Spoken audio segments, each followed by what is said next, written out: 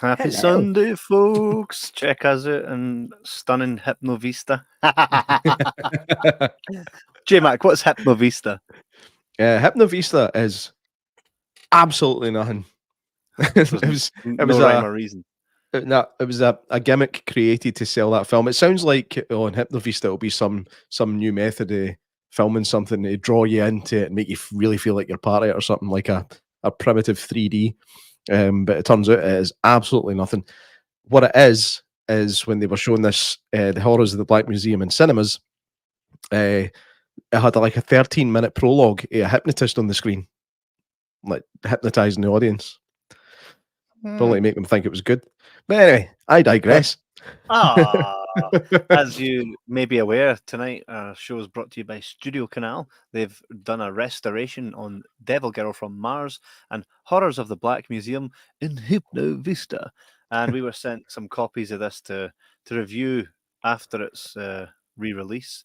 And it's something else watching a movie from 1954 and seeing how things have changed and thinking, well, wait a minute, we can watch this and we'll go, right, I'll turn that off and I'll watch something else that's maybe just a bit more up to date. Back then they couldn't. This was like the Razdaz for them back then. Would you say? Yeah, absolutely. I mean, a lot of people still didn't have TVs in their house in 1954, so it was a day out to go and see something like that. And you know what? A bit of me wishes things were still a wee bit like that. I think we've got things too easy now. Like you can literally pretty much watch what you want when you want. There's no anticipation about seeing something anymore.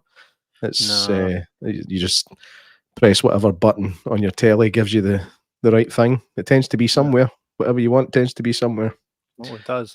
See, by looking at Devil Girl from Mars, just we'll kind of talk about that one a little bit first. You could see her picture right here above my head. Looking at the artwork for that, it does look like an absolute scream. Like if I was in the video store back in the 50s, would they have had video stores? Probably not. Straight to DVD. No. Not DVD. Video stores started in the 80s.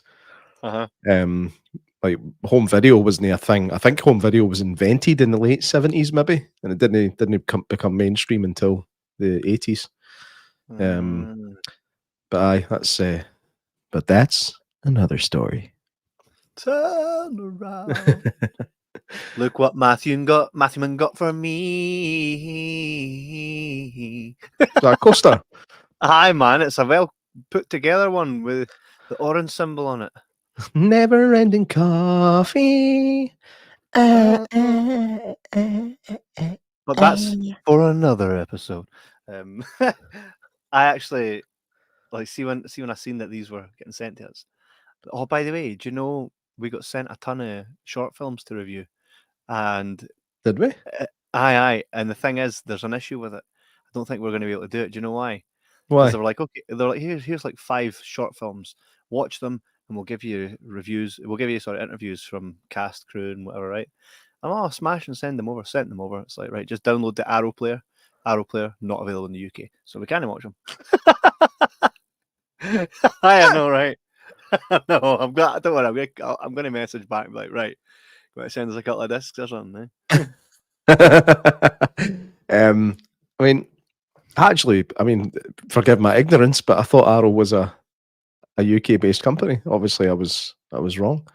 I was wrong again. Here's the thing: the company Fetch that we actually go through deals with Arrow primarily, but so many different ones as well.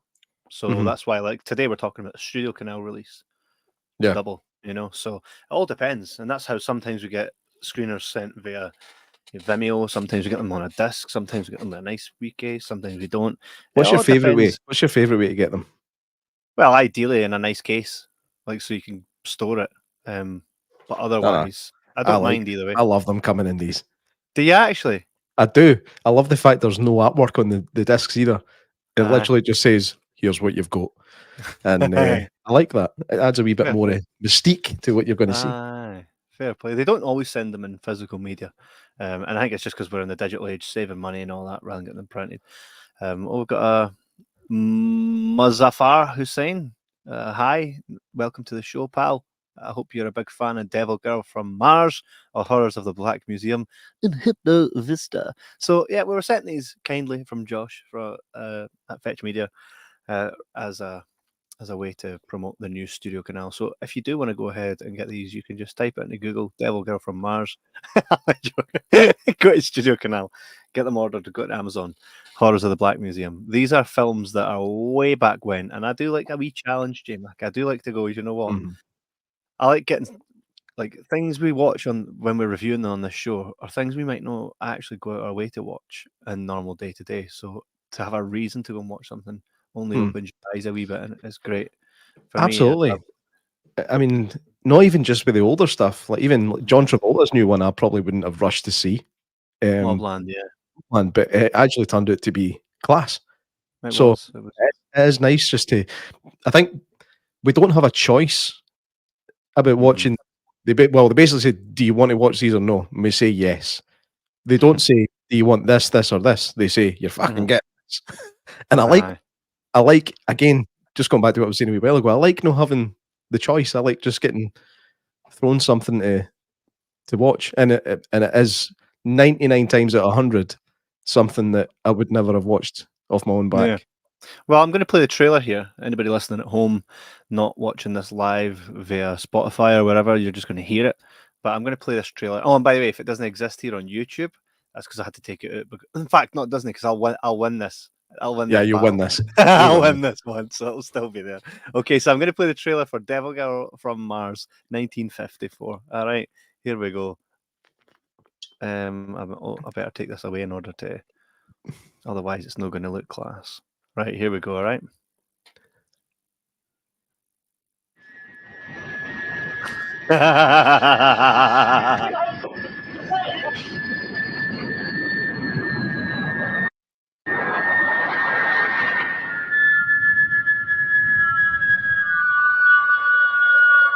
Who's left to watch? May I introduce your latest guest, Miss Nyah.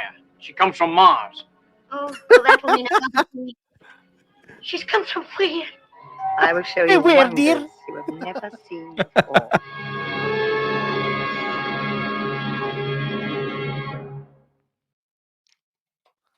There you go. I did like that. I did like. Oh, what the And fuck? now let me show you the lion hunt. I did like the fact that it was set in Scotland. In That was a Scotch. really nice wee surprise.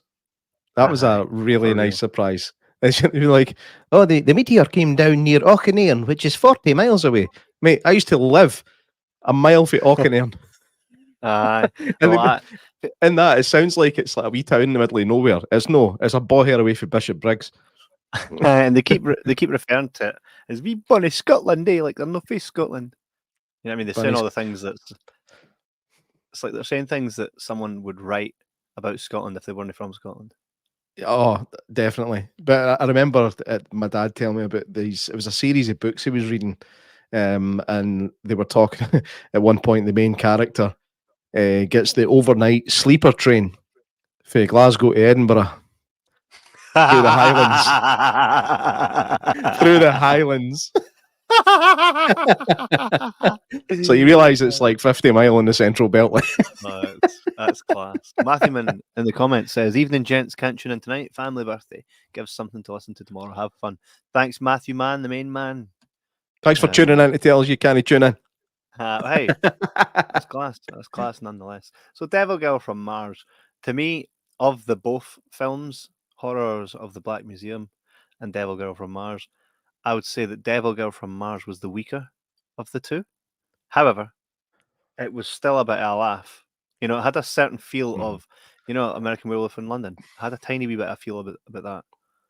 I actually got Maybe. more of that with the other one, but Did you? go ahead. Aye. Well, I kind of felt that way about it. I was just like, oh, this is quite nice. It was nice to see like the wee woman bringing out a wee bowl of soup. She puts it in the middle, and everybody's just like tucking into soup. When things are simple, man, you didn't even question what soup is it. The woman brings the soup. You just grab a fucking ladle, in the bowl it goes, and you start eating it. You know what I mean? And it couldn't be any more Scottish at bits. I mean, the guy that runs the B&B, I mean, he's just constantly want to get pished, and his wife's telling him no. It happened in the 50s as well. This isn't a new thing. Hey, it's like, I think I'll have a wee dram. Indeed, you will not. It reminds me of watching the Greyfriars Bobby Disney film. It's the same type of way that they speak. Never seen that. Have you not? It's actually No. it's really good, and the fact that you can actually look at it and there's the castle and Greyfriars actually looks like Greyfriars and all that is brilliant. Is it a film or a cartoon? It's a film. A film. It's proper. It's. I mean, I don't think I'm trying to think about when. Oh was, wait, I've got a wee vague memory and maybe seen that at school, in primary school. Probably. Like it It's was not The shown. It was shown Adventure. to the class. Or is it The Adventure? Because it must have came out in 1961. There's a porno 1961. one called Greyfriars Bobby. I bet you there's no. I bet you there's no. It's a dog like that. Woof, woof. So how do you like it, Hen? Rough.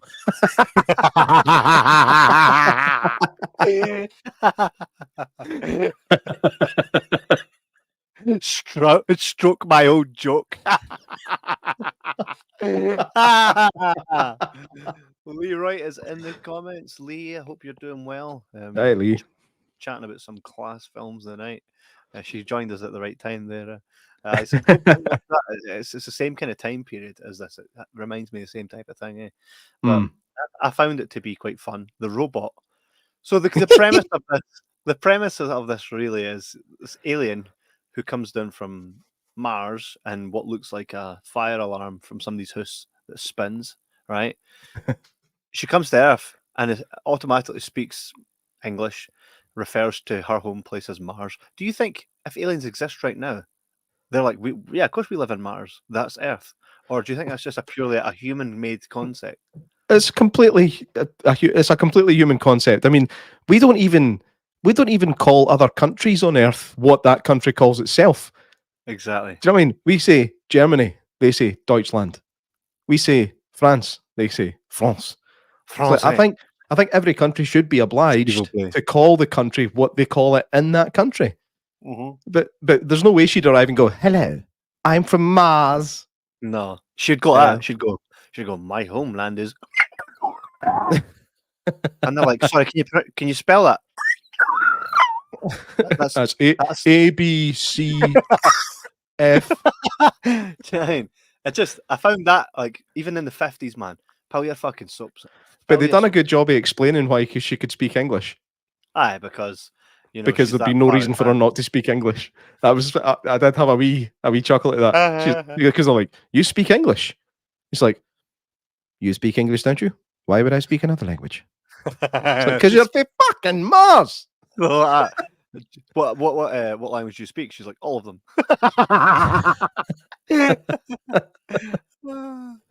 Facebook user says, and then goes on to say, if this Facebook user is watching via our Jibber Jabber community group, it will not show you. For some reason, it doesn't show us who you are. And if you're sending an emoji, it doesn't show us what you're saying. So you can either click on the direct page and chat to us there, or just in the comments, just tell us who you are and what the fuck you're saying so that we can understand it. Look, there's better communication between the girl from Mars and the folks back in the 50s than there is on here. I have to say, I did like I liked the opening of the film. I actually found it really charming. For me, it really was reminiscent of a bygone time when films were simpler and they didn't. I mean, there's no real character development in any of this. Everybody's pretty much the same at the beginning as they are when the end comes. Yes. That's our boy David Paulus. David Paulus. Hey. For anyone watching tonight that has not seen Best Thanksgiving Ever, go to Amazon Prime and do so. By the way, do you see they made a sequel? Well, I don't know if they what was it, the Best Valentine's Ever or something like that? And it's got Jason Biggs in it. It'll not be anything to do with the Best Thanksgiving Ever. Somebody's been like, oh, what's this? Don't know. Somebody cheated. Quite sketchy. But definitely go check out Best Thanksgiving Ever. It's class. Flies under the radar, shouldn't he? One day though. One day. That's good fun. Good fun. Aye, definitely. Lee Wright says, I didn't like scary movies. Well, this isn't a scary movie. This isn't got Anna Faris in it. This is proper like Devil from Mars stuff. Like you'll not get scared. If you get scared of that. She does look like Morticia Adams in a gimp suit. She does, eh? David says, best Christmas ever. Nobody will watch it, so we're evening. See, that could have been a great sequel to the best Thanksgiving ever. Well, I remember I David never telling watched us that it. he wanted to do a sequel. I I remember know, him telling I us know. that, and I think it might have been a Christmas one. It was. And the My thing memory's is, quite sketchy though. out of principle, I shall not be watching the one with Jason Biggs, whether it's good or not. IMDb scoring 9.6. Nope, fuck it. I'm not doing it. Nah. The distribution company's here. We've got something for you to review and get in interviews. It's best Christmas ever. Still, we shall stand strong on our position. Absolutely not. It's like, I'm sorry, Fetch, but we have to stand by our principles here. Maybe he rips off our pal and gets away with it. So yeah, what Paul says, unless he sticks his in a pie.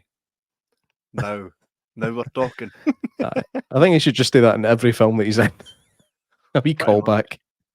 A wee callback. So the synopsis here for Devil Girl from Mars is an uptight, leather-clad female alien. Uptight. Did you mean upright? No, it says uptight. It says Imagine just describing an alien as uptight, armed with a ray gun and accompanied by a menacing robot. What was menacing about that fucking thing? You haven't got any photos of that robot to bring up, have you, by any chance? I will in a minute. I'm gonna find it. But there's like I said, I loved it. I love the fact that it's set in Scotland. Obviously, it mentioned places that I actually recognised. The acting in it was good for the time. I have to say, it was based on a play as well, and you can actually tell that it's based on a play. The dialogue is very stagey, and the fact that it's all set pretty much in one location as well. It screams stage show. No stage show. It screams play. And it doesn't transfer too well to film, but it does have its fun moments. Like the bit, I don't think you could really call that a trailer. What we just seen there, because it was just a clip for the film. There was It was actually a clip. Yeah, and Do you think this was at a time before trailers were a thing? Nah, trailers have been a thing since film was a thing, pretty much. It's just that we got better at doing them. You from the robot? Oh yeah, of course I have. I'm just doing a wee bit of fixing of it before I bring it up, and it looks like a dodgy picture. You know what I mean? By that I mean, so it says menacing, right? And have you know that in the image on the Blu-ray cover and all that, the images here that portray the bloody alien, the robot, do not match the robot at all. We've seen this quite a few times in the movies that we've deliberately watched. bad films. Eh? Yeah. Like, usually it's a deliberately bad film, but this one's no. This isn't a bad nor deliberate. Well, it's no deliberately bad, and it's, to me, it's fun. I'm just giving it a wee. There's a fight scene in this film that is possibly one of the best worst fight scenes in movie history. Was quite... I mean, old westerns and stuff had some pretty bad looking bar fights in that, but this one was something else. I don't even think they threw in a punch sound effect anywhere. It was weird, but it is again, it was fun to watch. Right, the robot. Right, so that's what was it called? Lost in Space crossed with Russell Hobbs. Look down in the bottom right. You can see what the robot looks like in the poster, and then look to your left. I think that's a Wish version of the robot now. Like that's not a robot. God, I love it though. Do you know? Like, it's not a terribly bad film, and it's not mega entertaining. It's very the way I would say it was a welcomed wee experience. You know, I really enjoyed going. Well, this is what people would have watched back then. Like, Yeah. we're like, see, like if I said to you right now, if I said to you now, like, The Exorcist, right? We're going to go, okay, Exorcist is iconic, right? That's where that sits in our modern era of film. Yeah. That if I Yeah. said to Jay Mack, we're going to watch Exorcist, you're not going to go, oh, fuck that, that's pish. We're like, all right, cool, let's watch it because it's a classic. But if I said to you, let's watch The Beaster Bunny, we're going to go, oh, we're going to get a laugh here. I wonder where this ranked back then. Do you think this was like, people looked at this and was, oh, that was a great film. Here, I recommend this class film to you. You know what I mean? Do you think that Aye. that's what that was back then? Do you think so? It's hard to say. Do you know what I mean? It's very hard to say unless we spoke to someone from the 50s that was maybe young in the 50s and was watching film. You don't think? Could maybe ask my dad if he ever seen it as a kid. He was born in 1950. So Unlikely he'll have seen this. I don't think he will have. you never Think so? know. You Well, never know. definitely ask him. But I just think, I don't know. It's hard because it's a whole different lifetime ago. You know what I mean? Yeah. Where this film was made, and were these people the Hollywood actors at the time? You know, oh my God, it's got her with the tight leather on. And No, I the mean hazel it's all. coat. I think it's all pretty much British actors in this and actresses. There's Yeah. one actress in it who is absolutely stunning. Her name was Hazel Court. She played the model. Aye. And I think what was her name again? Her name was like a place, I'm sure. So Hazel Court, Ellen. Yeah, that's what she's listed in IMDb, but her surname was mentioned in that. And it's like it was like a place name. I can't remember what it was. But she's like a classic kind of cinema beauty. She's absolutely gorgeous. She's the type of lassie that Rob Zombie would have half naked pictured on one of his album covers next to a picture of his wife. Right? The funny thing is, like when I checked up on the actress who plays the alien, it was her IMDb profile. It kind of gives a description of her. She's like, and it says a very tall, imposing woman with almost reptilian features. So I was like, that's not very nice. Almost. That's not very nice. Well, see this Hazel Court. She was in The Curse of Frankenstein, The Mask of the Red Death, The Man Who Could Cheat Death, and Danger Man. See, these felt like films back then. Just fucking went, oh, hey, they did. It's none of this. They never spent a lot of time thinking on the fucking titles and films back then. Nowadays, you know, you've got films like The Matrix, Rocky Balboa, and all that. Right? Back at The Final Conflict, Macmillan and Wife, Mannix, she was in Mission Impossible TV series, Iron Horse. You know what I mean? The Farmer's Daughter, 12 O'Clock High, Burke's Law, The Curse of Frankenstein, Danger Man. Like just such a different time, and it's very interesting. There's a good idea for a wee short story. Two budding podcasters find an old VHS tape in an old broken down fucking Blockbuster somewhere, the last of its kind. They find this tape, they shove it on, and they're dragged into the 1950s, right, to experience Hollywood and what film was like in the 1950s. Whoa! Like, what? Oh my gosh! Everyone speaks like this. Right. I think Horrors of the Black Museum was a bit more guilty of that stuff. We will get onto that. But see even that clip that we just showed where the guy gets shot with a wee dildo shaped ray gun. It's the fact that he completely disintegrates along with his clothes, which would have like belts, buckles, zips, but his glasses were untouched. You know, and there wasn't even any burnt grass around where he was. There might have been, but it was all black and white, man. You could see steam, but definitely no burntness. Do you know what I changed? No sign of arson. I changed the device in which I was playing it because I thought, oh fuck me, tell me my HDMI cable's no away. Hopefully, because Horrors of the Black Museum wasn't in black and white. It was in Hypnovista. But the Devil Girl from Mars was in black and white. First thing I thought when I'm I'm watching this in black and white, I thought Jay Mack's going to be sitting there chugging, man. See, this is a wee misconception that you've got there. I'm not a fan of black and white full stop. Right? There was a time where everything was in black and white because that's all they could do.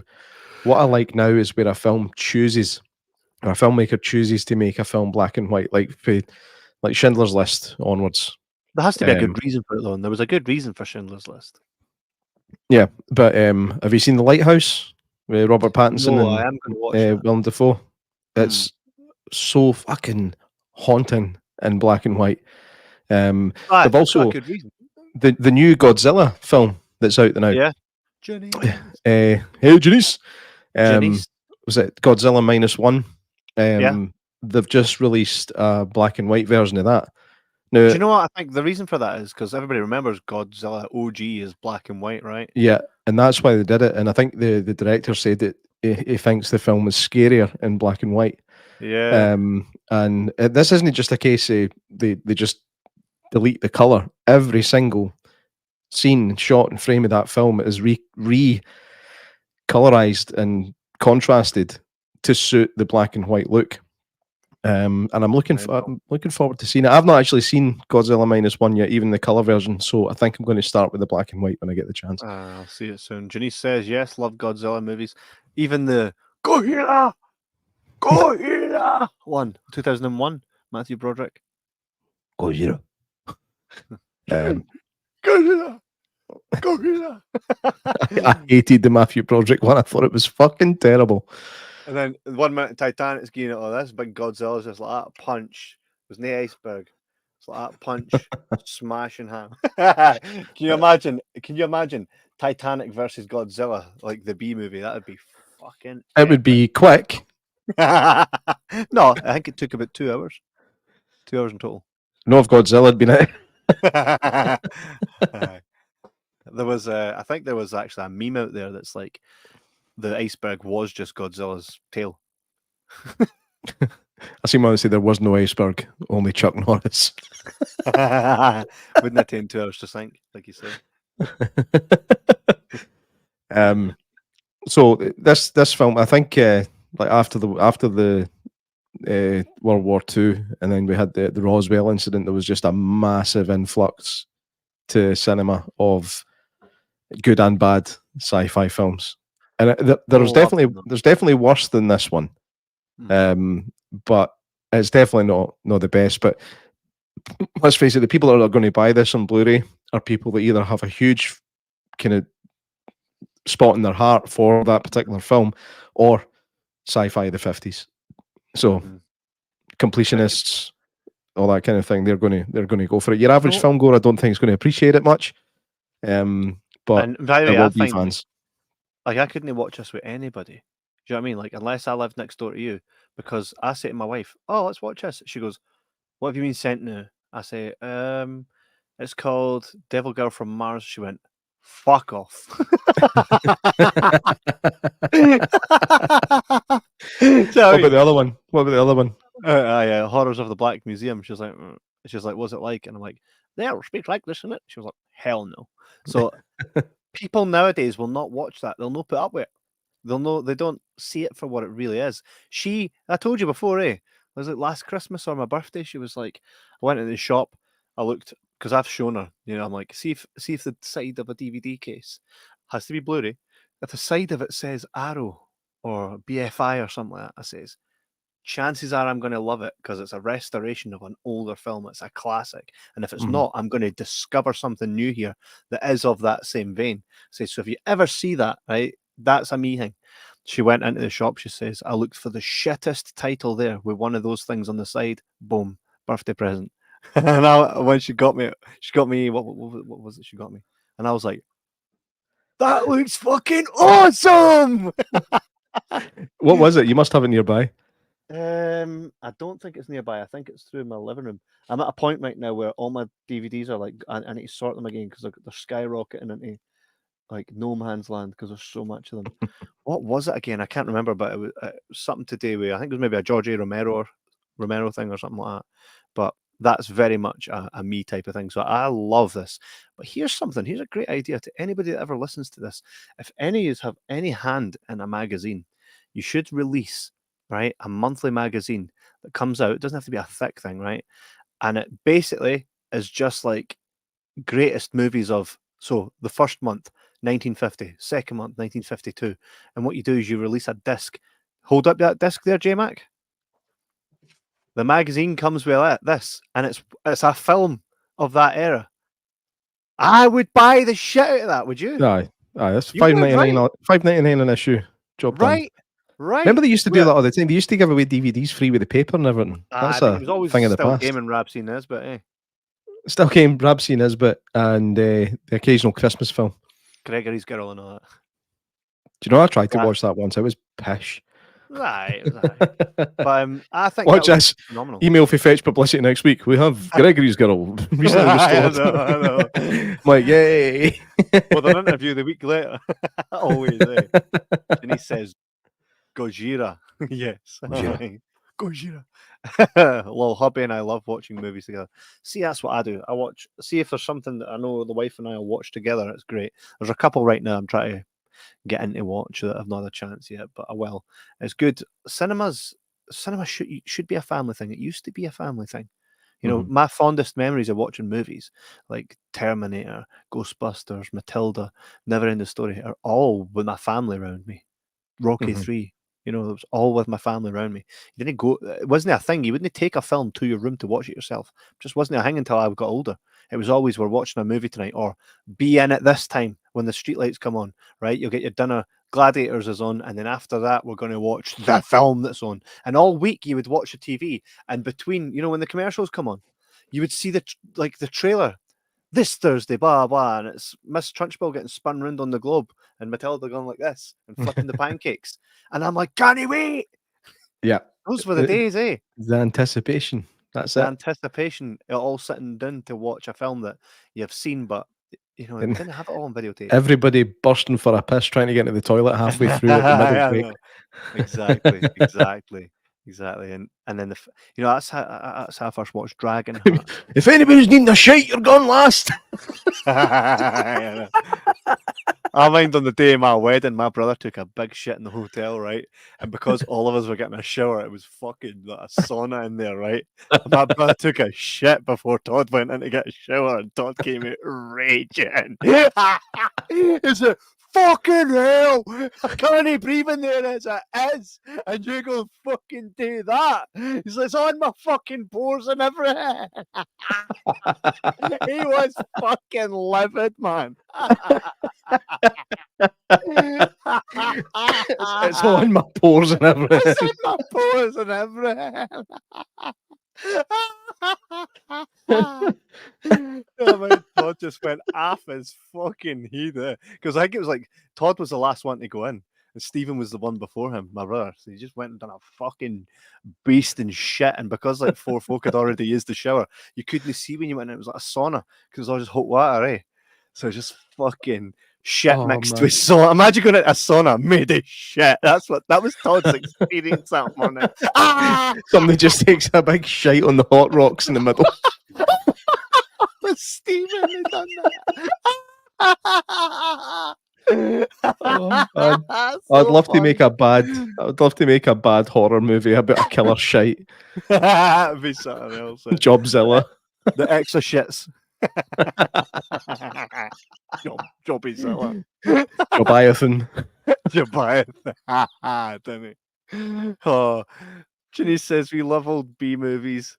And Ginny says, I agree, family time just isn't what it used to be. Correct, because we can all watch films now at any time. Even when I got a wee bit older and the DVD player, you know, I had a DVD player in my room, a TV in my room, my own Sega.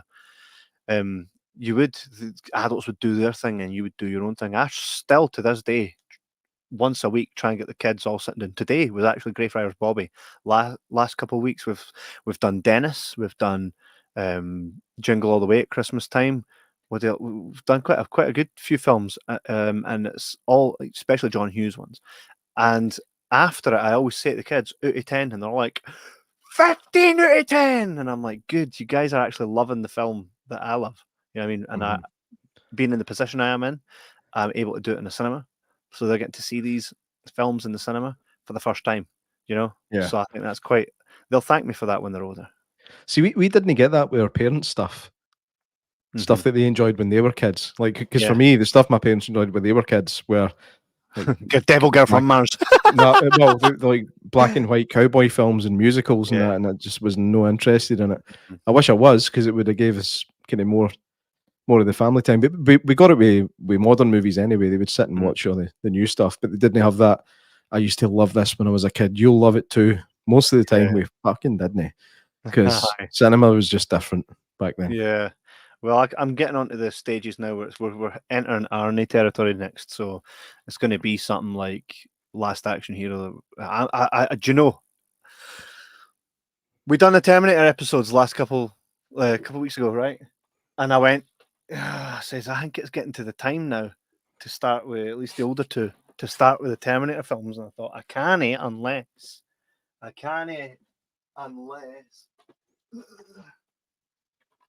unless I start collecting them on Blu-ray, right?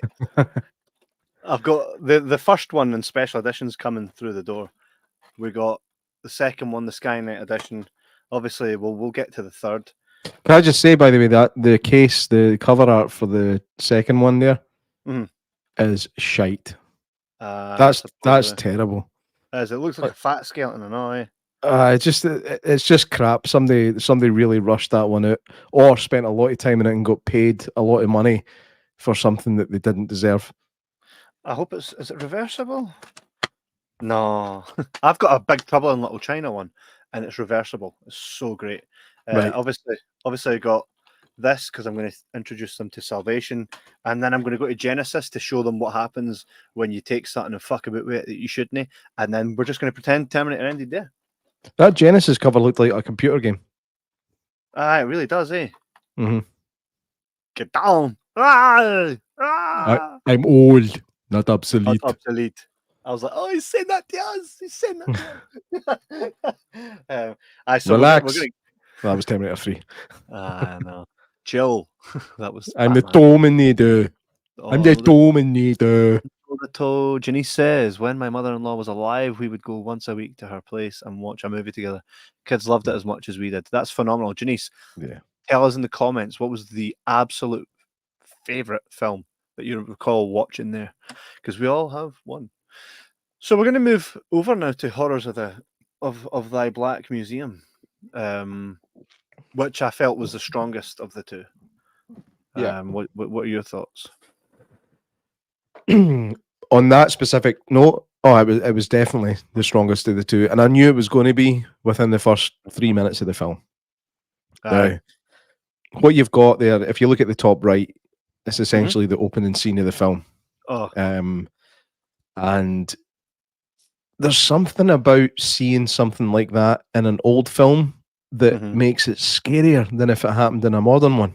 Yeah. I don't know what it is. Basically, what happens is, it's not really a spoiler because it happens at the beginning. That woman gets sent a pair of binoculars in the mail by a secret admirer. And she goes to look at the window and these two big fucking spikes come out and just bust her eyeballs and kill her. Yeah. Now, the thing is, she's going, my eyes. Now, if she only went blind, I could understand the ability to scream my eyes, but they say later on, the spikes went straight into her brain and killed her. It's like, well, I don't know, because she was still able to go, my fucking eyes, man. That's in my fucking eye. Oh, hang on, can't hear you. Usual, man. But it was actually quite jarring. The colour of the blood's a bit off. It's a bit orangey. But again, for me, it adds to the charm of the time it was made. Bruce Lee, the big boss, all the blood in the big boss is orange for some reason. I think it's just so it stands out more on camera and it looks scarier. But it's definitely a bit off colour. But then our pal runs out the room screaming 50s style. Right, so there's all that going on. And then she gets to the door and obviously it's locked, so she undoes it. Then as she opens the door and goes to run out, she goes, ah! It's like her body runs in front of her head. And I loved it, man. It was so charming. It was a good laugh though, wasn't it? Yeah. Definitely a good laugh. I fairly enjoyed it. I found myself being engrossed in this one far more. There's a killer. Someone's using items it's almost like he's possessing them, no? I think he's hypnotizing. That's it, man. That's the Hypno Vista, right? Hypno Vista, aye. I think it's essentially, it's almost, it's a wee bit Dr. Jekyll and Mr. Hyde sort of thing. Like, this guy just kind of changes, and for some reason his face goes all fucking pasty. And but basically, Michael Gough, who is most obviously well known for playing Alfred. in the Batman films, for Michael Keaton through to George Clooney. That's correct. And then obviously he popped it, so he moved on to somebody else. No, well, he was in Corpse Bride and all that. It's not that he popped it. It's just by the time Nolan came around, yeah, he was dead, but Nolan's vision would never have had him in it. You know, that's when he became, hello, sir, Michael Caine. All right, sir. And he's actually really good in it. He's hamming it up to like multiples of Nicolas Cage level. And because of the accent, like everything's so prim and proper. Everybody talks like this. It just adds to the charm, and really you feel like you're back then when you're watching it. He's diabolical in it, and like at the beginning you think that he's going to be like possibly the protagonist of the film. He's going to be the kind of hero who's going to find out who the killer is. Then it becomes clear quite quickly that no, yeah, he's as lies like it. If I got on that one, this Black Museum. By the way, he essentially is the guy that all the old horror filmmakers would go to if they couldn't get Peter Cushing or Christopher Lee. I can totally see why. I did get a lot of Peter Cushing vibes when I was watching him, and I welcomed it because I used to love some of the old Cushing films. And like At the Earth's Core with my darling Carolyn Monroe, Peter Cushing was in that as well, and they've got a similar cadence about them, him and Michael Gough. Correct. Well, he was in that crew, you know, Christopher Lee and all the old Hammer films and stuff. Yeah, all I could think of when I was anytime he was on screen, I just thought of him in Batman Forever. Could I persuade you to take a sandwich with you, sir? I'll get drive-through. Ridiculous. But he's actually pretty good in it, and there is now. I'm not sure. There's a edited version and there's an uncut version of this. Now I don't know if this restoration that we've got is an uncut version, because apparently the uncut one is pretty gruesome at bits. Now obviously you've got that bit with the binoculars at the beginning. There's also a beheading later on that apparently in the uncut one is quite gruesome. So it wasn't in the one we seen. So I think there's more. I think there's more in the way of gore to see. And again, I think something gory for that time has a bit more of a kind of feel about it. Yeah. And I think it is something the film could have done with a bit more of. Yeah. What did you think about the scene where the woman, just before she gets her guillotine, she's getting undressed and all that? They certainly used the same tactics to sell films back then, didn't they? Aye, but she was nowhere near as nice as old Hazel Court and the other one. She was definitely pin-up type. You know. Oh, aye, 50s pin-up. Do you know what I love as well is like, even in this film, there's not a lot of like, if you found a killer, right? Are you going to blackmail them? No. Right? No. I think I know what bit you're talking about. Yeah. Here's a weapon that we use to kill people. Hold on to this. Now I'm going to let you know that I know you're the killer and I want money off you. What do you think is going to happen next? Dead. I love that every time somebody caught him out, which by the way was like a lot. So he obviously wasn't a great at staying incognito, right? But every time somebody found out, he was like, "Is that right? Aye, dude." He's this proper bad guy. I loved it when his doctor went to him and he's like, I could have gone to the police, but there is such a thing as patient-doctor confidentiality. I was like, aye, right? Because you imagine if doctors had to go and speak to a killer with it before they go to the police. So listen, Stevie, I know you've been burning folks' eyes out with lighters and stabbing them with rusty spoons and that, but I want to come and let you know that I've not been to the police yet because I'm your doctor, but I might need to go. Davy's like that. Straight into the drink. back out as a skeleton. Oh, I howled. I actually howled. We laughed at that So bit. did I. So did I. But I laughed at quite a lot of it. It's But it the was guy's fun. face. Uh-huh. It just looked like he was really into playing with Play-Doh. He was just like,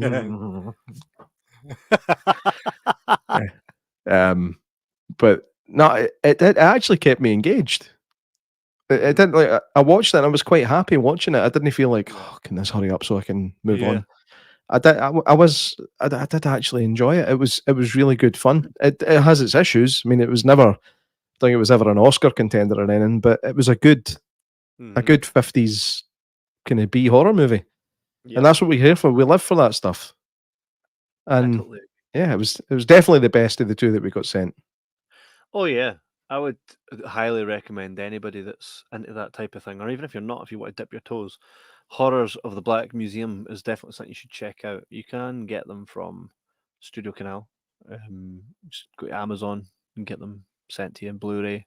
It's nice to see these things in Blu-ray. These films remind me of the films that I would go in to my granny's. She's dead now, Hmm. and we would go in. What happened to And her? Bad pair of binoculars. nah, she's just old as fuck, man. Like, So she died of old as fuck. nah, I'm not gutted, like, because Imagine they could put that on death certificates. Cause of death, old as fuck.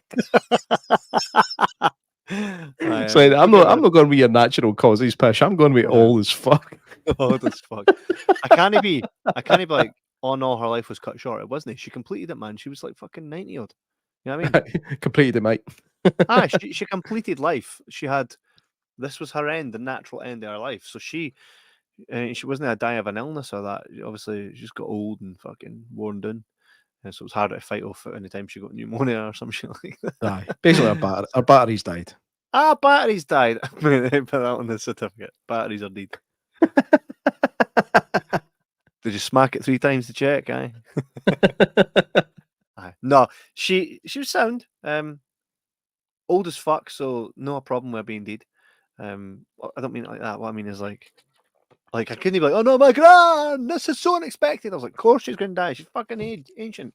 Nice lady though. I'd go to her house all the time, and there'd always be a film on in the background, and I'm like, where the fuck do you find these? Channel 5. Anytime I go to Channel 5, it's Home and Away. Know this? You know what I mean? So I don't know how, but it would always be something. And the thing is, even though it would always sound like this, and the guns would the shooting and we were pew, pew, meow, meow, right? I would be invested as hell. Yeah. I'd be invested in whatever she was watching. All the time, I'm like, I go in and I go, what is this? This looks old and all that. What is it? Stuck to it, right? It'd be like a lot of the Harryhausen stuff as well. Yeah. Oh, Yeah. Some of the Ray Harryhausen. Phenomenal. Oh God, Phenomenal. some of the Ray Harryhausen stuff was, So it good. still is really good fun. It'd be like Logan's Run and all that stuff as well, which I really like. Yeah. I think I hated that. Well, these are the things I would watch because my gran would just have them on. She had normal telly, but she always had these things on. And this is straight from that vein. I'm like, if these were on all the time, I'd probably find a favorite, you know? Mm. But I never knew the names of these things that I was watching because they were just on. You know what I mean? You couldn't press a button and say, oh, what is that? What time did it come on? It was just on. And then it wasn't. Do you know what I mean? Can we review some of the Ray Harryhausen stuff just off our own backs?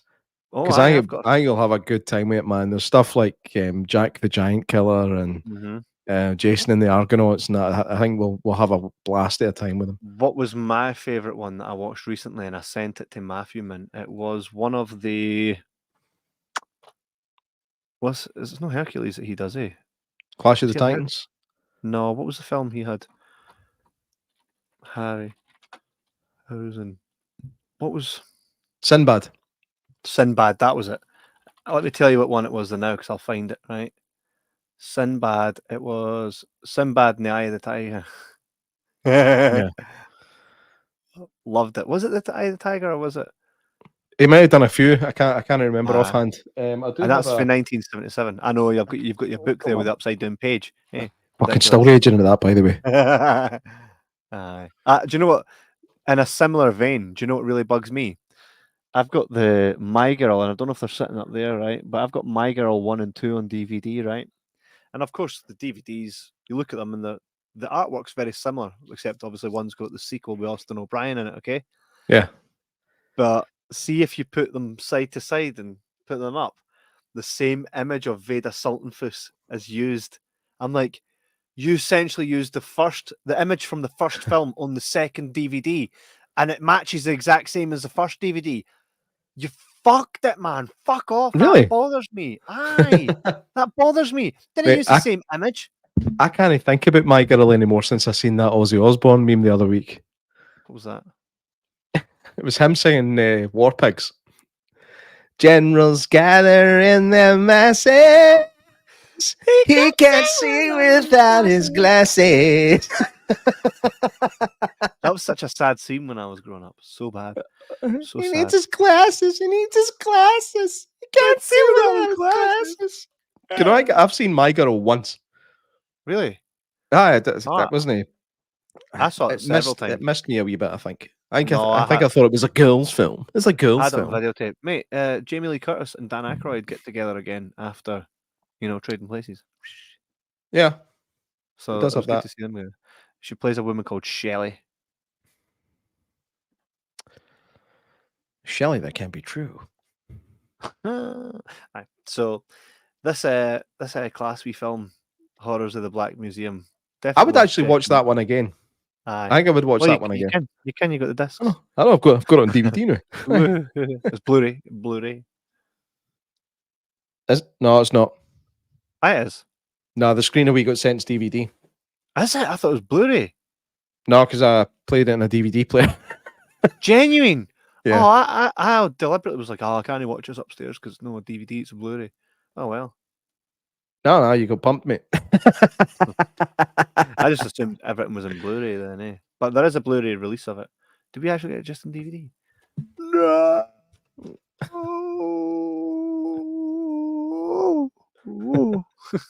Oh well. Hey, any media sent to us is phenomenal. It's class. And we do thank the guys at Fetch, Studiocanal, everywhere that makes these kind of things possible because it's fun. It's absolute fun. Things we would never have watched. To now being able to talk to you guys about it and talk to each other about it. This is what it's all about. Remember back in the day, we were like, "Here, how cool would it be to have a podcast?" And folks send us films and that, and it seems like a far off dream. Huh? It is fucking good fun, man. Yeah. Like I said, Horrors of the Black Museum was definitely better, but I think obviously that one's in color. It's a wee bit more recent than the Devil Girl from Mars. It's got, like I said, it's got that feeling of American Werewolf in London a wee bit, like towards the end when he's kind of running amok and then the cops show up and stuff. What's funny though, and I text this to you earlier on, the climax of the film. Now, I'm going to spoil it. Now, the film's from 1959, so I don't really feel bad about spoiling a film that's like just a wee bit younger than my dad. You know what I mean? But the climax of the film is the killer up on top of a Ferris wheel. And he basically jumps off it, kills somebody, and then the cops go, so this is what happened here. And they give a very quick synopsis of who was the killer and why. Then they just walk away and they turn the fucking Ferris wheel back on and everybody's walking about eating candy floss. I can't. It's like, wait a minute, is there an investigation here? I know. Not a single bit of blue and white tape. Police aware. He's dead now. Well, crisis averted. Let's go home and eat some crumpets. I know, it just was so Bruce Lee, Way of the Dragon, all over London from Sunday. Oh, I love it. I'm very much looking forward to doing our next ones. You can buy this on Amazon, Horrors of the Black Museum, Cult Classics, part of the Cult Classics.